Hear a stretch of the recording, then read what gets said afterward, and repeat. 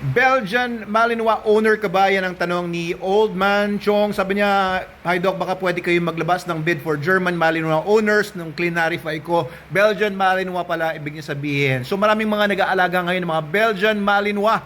Belgian Malinois, ang number one dog ngayon pagdating sa K9, yung mga working dogs. Sa buong mundo, sila ang preferred breed pagdating sa K9. Whether detection man yan, tracking man yan, search and rescue, protection work, ay sobrang versatile kasi nila. Halos lahat ng kayang itrabaho ng isang aso ay kayang gawin ng Belgian Malinois. Kaya Manalo K9, ang aming kumpanya since 2007, ay earlier than that, no, mga 2000, early 2000s, ay Belgian Malinois na yung favorite breed namin. Talagang yan po yung dogs na pinakamarami kami. Kasi po, nagtatrabaho nga po yung mga dogs namin. We're connected sa security, we provide dogs sa military, police, and security groups dito sa Pilipinas and nationwide. We provided dogs sa Philippine Coast Guard, 100 Belgian Malinois, binigay namin sa kanila. We provided dogs sa, binenta.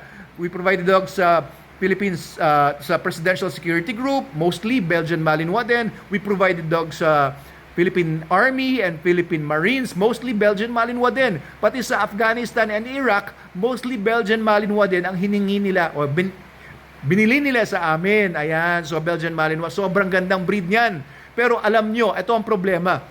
Maraming mga tao ngayon na hindi naman sila connected sa military, sa police, security. Hindi naman talaga sila mahilig sa mga working dogs. Hindi nila kaya ang working dogs pero nag-aalaga ng Belgian Malinois. Yung iba na hype lang. Natuwa sila dun sa mga nakikita nilang kayang gawin ng Belgian Malinois. So bibili ng aso ng Belgian Malinois, iba OFW, tapos ipapaalaga sa mga misis nila o sa mga anak nila dito sa Pilipinas. Hindi naman kaya kasi masyadong malalakas po itong mga asong to. Sobrang hyper. Kasi nga po, working dog sila. In general, no, I'll be speaking about the Belgian Malinois dito sa video na to. In general, of course, there are always exceptions sa breed.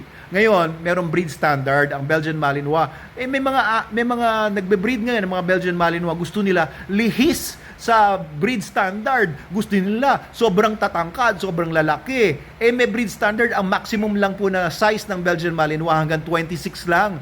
Pero gusto nila mas malalaki. Well, okay din naman yun kasi meron silang deterrent factor na mas higit dun sa mga maliliit na mga aso. So, wala naman tayong against, no? Sinasabi ko lang sa inyo, kung gusto niyo yung Belgian Malinois, you have to follow the standard kasi yun ang Belgian Malinois. Kung gusto niyo ng malalaking mga aso, huwag niyo na tawagin Belgian Malinois kasi pagka lumabas na sa standard, mas malaki na, of course, disqualified na yon kung pagbabasihan yung breed standard. Sino ba nagsabi na tungkol sa breed standard na yun lang ang tangkad ng mga asong pwedeng kasapi sa Belgian Malinois? Syempre yung mga nag-imbento ng breed na yan.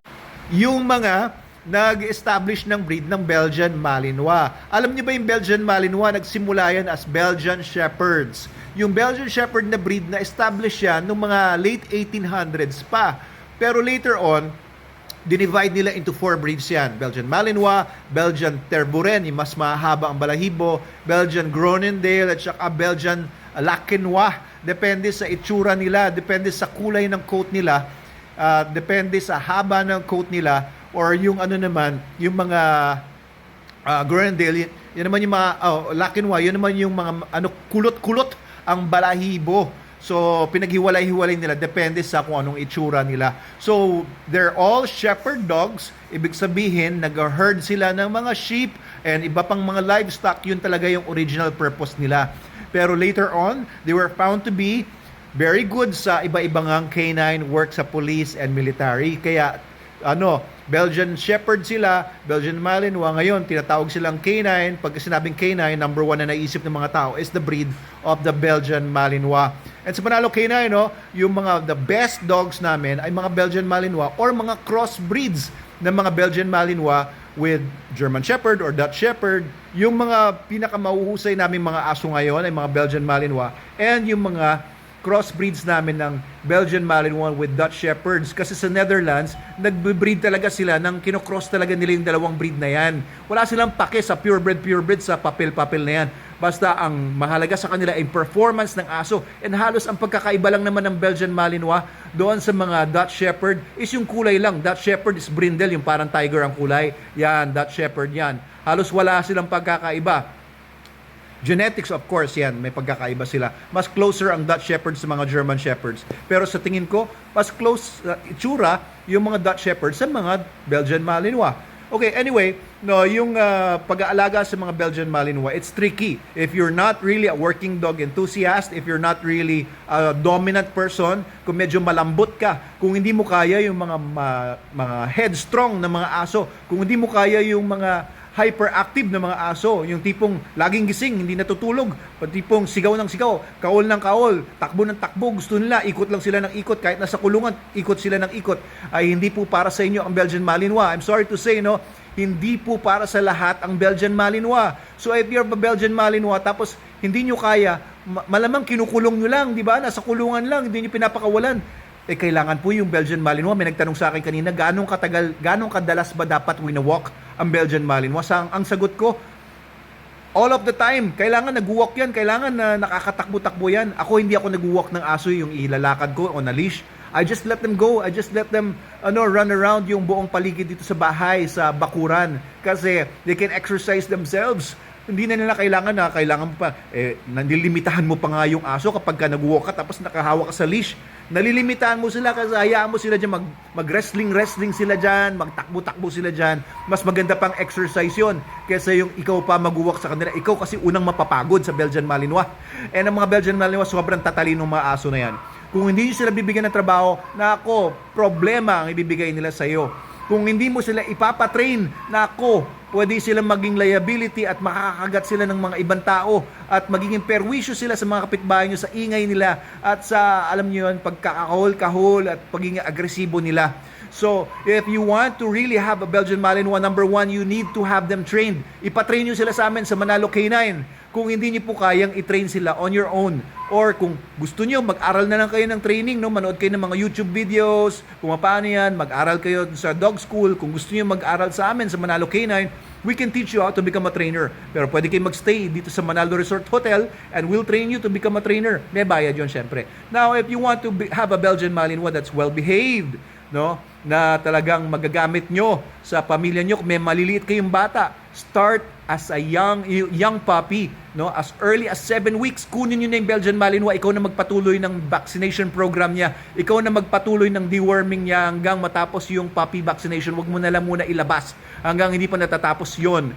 Kasi pag puppy pa lang, mag-i-imprint ng maganda yan. Yung imprinting, kayo na yung kikilalaning pamilya ng tuta, hindi na yung nanay niya mismo na mukhang aso.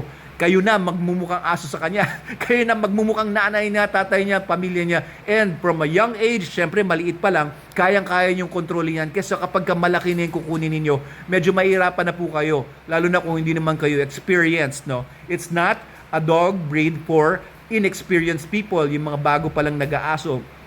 No, don't get a Belgian Malinois. Unless, no, meron magsusupervise sa inyo, like us, we can help you out, no? Kung talagang gusto niyo talaga Belgian Malinois, we'll help you. Tuturuan namin kayo kung ano dapat yung gawin at hindi nyo dapat gawin. Kasi pagka mahina kayo, pag hindi nyo didisiplinahin yan, malaking problema yan, sinasabi ko na sa inyo. Okay, it's just the same din kung kukuha kayo ng Dutch Shepherd, working line German Shepherd, Rottweiler, Doberman, yung mga talagang headstrong dogs na malalaki at medyo mahirap i-control. Huwag niyong tangkain yan kung hindi nyo po bibigyan ng training or papatrain. Tutulungan namin kayo sa Manalo K9. And of course, the best dog food for these dogs is SDN. Super Dog Nutrition, the best dog food in the multiverse. SDN 42 is the best. Pwede rin SDN 28, second best yan. SDN 21, meron din tayong pangmasa, pero that's only for adult dogs. Huwag po sa mga puppies. Okay, so we'll help you rin sa nutrition, we'll help you din sa training, and kung gusto niyo yung papapilan yung aso ninyo, meron din tayo niyan, IAGD. Mag-message lang kayo kung ano po yung kailangan ninyo. Tutulungan po namin kayo. Kasi yan naman po ang buhay namin. Itong trabaho namin sa Manalo K9. And you will be so very happy to help you out. If you need your dog to be trained, kung ano yung mga tips. Of course, kung papaliguan yung aso nyo, Super Dog Soap, no? Kompleto yan sa lahat ng mga skin problems. Lalo na kung yung aso nyo ay outdoor dog, nasa labas, no? Nasa putikan. Super Dog Soap ang kailangan niya para hindi siya magkaroon ng mga skin problems. Okay, yun lang po muna. Dr. Abel Manalo po. Please follow our page, no, para sa marami pang mga advice na kagaya nito. And comment below kung anong gusto niyo pag-usapan pa natin next videos.